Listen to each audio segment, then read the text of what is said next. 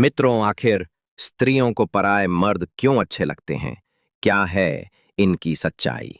तो दोस्तों, बहुत समय पहले की बात है। काशी में एक विद्वान ऋषि रहते थे। नाम था महातपस्वी वशिष्ठानंद। वे ब्रह्मचर्य, ज्ञान और संयम के प्रतिरूप थे। दूर दूर से लोग उनके पास जीवन की जटिल समस्याओं का समाधान पूछने आते थे। एक दिन एक युवक अपनी पत्नी को लेकर उनके आश्रम में आया। उस युवक का नाम था सुदर्शन और उसकी पत्नी का नाम था रति। रति देखने में अत्यंत सुंदर थी, परंतु उसके मन में हमेशा असंतोष बना रहता था। जब भी सुदर्शन उसे प्रेम से देखता, वह उदास हो जाती। धीरे धीरे रति का मन अपने पति से हटने लगा और वह दूसरों में रुचि लेने लगी। एक दिन सुदर्शन ने रति से पूछा, तुम मुझसे दूर क्यों होती जा रही हो?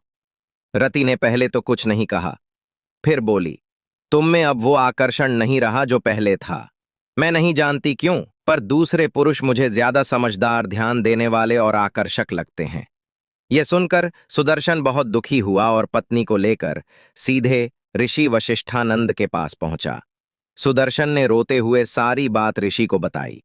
वशिष्ठानंद मुस्कुराए और बोले, वत्स, ये कोई नई बात नहीं है, ये माया का खेल है। जब आत्मा का ज्ञान नहीं होता, तब मन पर माया हावी हो जाती है। यह माया स्त्री को हो या पुरुष को भ्रमित कर देती है कि उसे किसी और में सुख मिलेगा।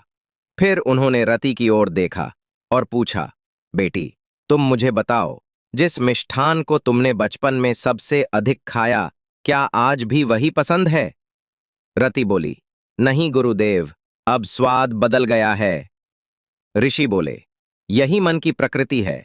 जो मिल गया है उसमें रस कम लगता है, जो नहीं मिला उसमें लालसा रहती है।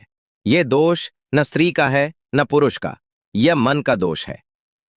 ऋषि ने ध्यान लगाया और फिर बोले, रति, पिछले जन्म में तुमने एक ही व्यक्ति से प्रेम किया था, लेकिन वह विवाह नहीं कर सका। इस जन्म में तुम सुदर्शन की पत्नी तो बन गई, पर मन अब भी पुराने जन्म की अधूरी चाह में भटक रहा है।